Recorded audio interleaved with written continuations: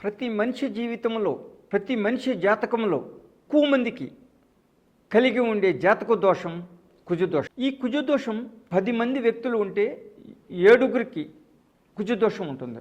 Almost ఈ 7గురిలో ఎక్కువ శాతంలో ఉంటుంది. 70-80% ఉండే వాళ్ళకి బలీయంగా కుజు యొక్క ఎఫెక్ట్ ఇస్తుంది. కుజగ్రహం యొక్క దోషం వాళ్ళు పొందుతారు. తక్కువ శాతంలో ఉన్న వాళ్ళకేమో తక్కువ శాతంలో చిన్న చిన్న గొడవలతో అది వెళ్తూ ఉంటుంది. కానీ 10 మంది వ్యక్తుల జాతకాలుగానే ఉంటే 7గురి జాతకాల్లో కుజదోషం ఉండి తీరుతుంది. అది యూనివర్సల్గా జరిగేది. అయితే ఈ కుజదోషం ఉన్నవారంతా భయపడాలా? అవసరం లేదు. కుజదోషానికి పరిహారం చేసుకుని రక్షణ పొందొచ్చు. ఈ కుజదోషం ఉన్నవారు వైధవ్య యోగం పొందుతారు. భర్త చనిపోవటం, లేదు అంటే భార్య చనిపోవటం, లేదు డైవర్స్ విడాకులు తీసుకోవటం, కలహాలతో ఈ విధమైన ప్రాబ్లమ్స్ ఫేస్ చేస్తారు కుజదోషం ఉన్నవారు. అందుకే కుజదోషం ఉన్నవారితో వివాహం చేయడానికి ప్రయత్నం చేస్తారు ఈ శాస్త్రజ్ఞానం కలిగి ఉన్న కుటుంబాలు.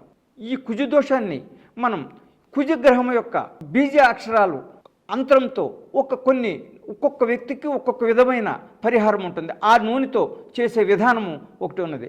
అది ఆ విధానాన్ని కానీ ఆచరిస్తే ఈ కుజదోషం నుండి బయటపడవచ్చు. కుజగ్రహానికి శాంతి జరగడానికి శాంతి హోమం, కుజగ్రహ జపం, ఈ రెండింటి వల్ల కూడా కుజదోషాన్ని పోగొట్టుకోవచ్చు. ఇవి అన్నిటికీ కాకుండా కుజదోషాన్ని వైవాహిక జీవితంలోనే ఈ యొక్క కుజుడి యొక్క ప్రభావం ఎక్కువగా చూపిస్తుంది. ఈ వైవాహిక జీవితంలో కలతలు పోవాలి అంటే ఈ కుజుడిని ప్రసన్నం చేసుకుని తీరాలి.